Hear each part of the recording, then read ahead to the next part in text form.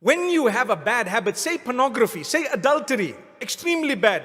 In the case of adultery, major sin. In the case of pornography, minor sin, but it's still a sin. And I want to tell you something. When you have a bad habit of this nature, and you want to eradicate it, and you have told yourself no more, a day will come when you might slip up again, right? You might drop again, because you know what? You're a human. On that day, don't think, I blew it, that's it, now I'm back to my old ways. You're not. You're not back to your old ways. No. If you blew it one day, at least you did better. You used to do it every day before.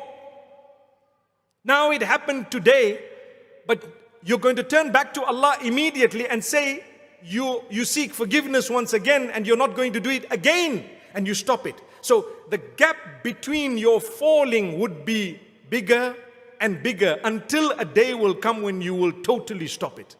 You get the point? Shaitan makes you lose hope. So if you said, right from today, I'm not going to commit the sin anymore, and a month later you dropped, Shaitan says, you see, you're back to where you were. So then Shaitan might make you say, well, it's okay, now I'm just going to go back because you know what, I'm too weak and I just can't do this. No, you can. You can, you will, you shall, and you must.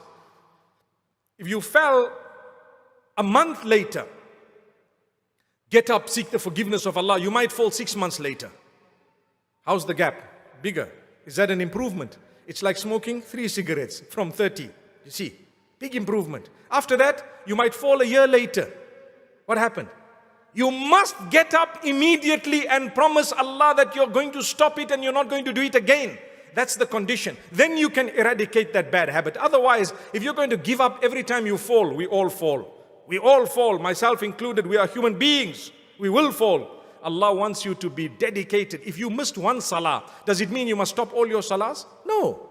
You might miss it even if you're regular with your salah. You're a human being. The Prophet ﷺ says you may sleep a little bit sometimes, much, and you might not realize that the time of salah has crossed. As soon as you get up, fulfill your salah. Or you might suffer with forgetfulness at a time. It's possible. You were busy doing something and you forgot. That's a hadith of the Prophet ﷺ. مَنْ نَامَ عَنْ صَلَاةٍ أَوْ نَسِيَهَا فَلْيُصَلِّهَا إِذَا ذَكَرَهَا. Whoever sleeps over a prayer or forgets a prayer should fulfill it or should do the qadha as soon as they remember, as soon as they can. It's a simple hadith. He didn't say that's a bad person, because you're a human. But the point I'm raising is, in the same way, when you are trying to get rid of a bad habit, you might falter somewhere down the line. Don't let that be a means of you giving up, but rather get up and continue for longer without that bad habit.